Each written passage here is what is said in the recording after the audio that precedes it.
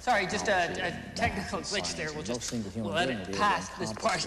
Nancy, give me back control of this. Nancy! Nancy! It's terrifying notion. No! This is my illegal broadcast. We're going to talk about robots. Lots of people love robots.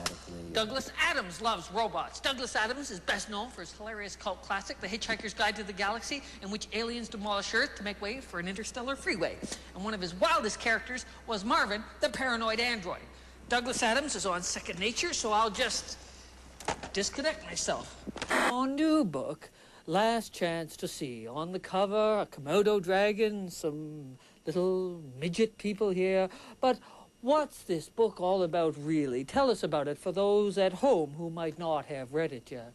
As much as anything else, it was to educate myself. And any teacher will tell you the best way of learning something, the best way of understanding and finding out about something is to have to explain it to somebody else.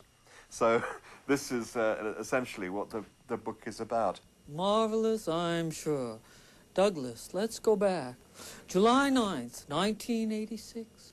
You were in Toronto having breakfast. You had eggs for breakfast with Brian Linehan. Sorry to interrupt, but I want to talk to Douglas Adams. Who said that? You who? I'm trying to do an interview here. Yeah, well, I got something important, so I'm cutting you off and hijacking this signal. Outrage. Yeah. Wally, it's that bloody pirate broadcaster again. Yo. Would you get off the air? No, I want to... You'll never work in this town again? Look, would you shut up, you pretentious bore? Shut up yourself. Where's Stuart McLean when you need him? Worse than the CBC budget cut. Go on. I'll be in my Winnie, Wally. Fine. Take your Winnie and Wally it. Hello, Douglas.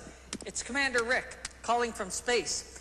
In Hitchhiker's Guide to the Galaxy, I love Marvin the paranoid android, but will we ever really have robots like Marvin?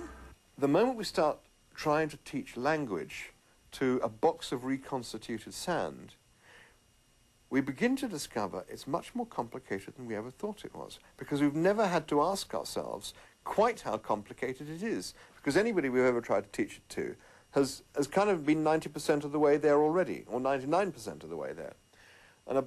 And a computer is nowhere there. It's just sort of sitting there.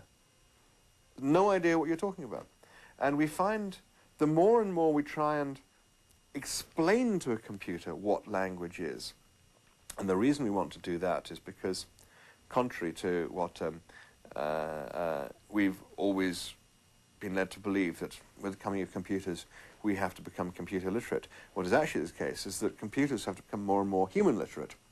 And the effort of trying to teach a computer language turns out to be a bottomless pit of trouble, because the further down you go into it, the more you wonder what it is we understand anyway.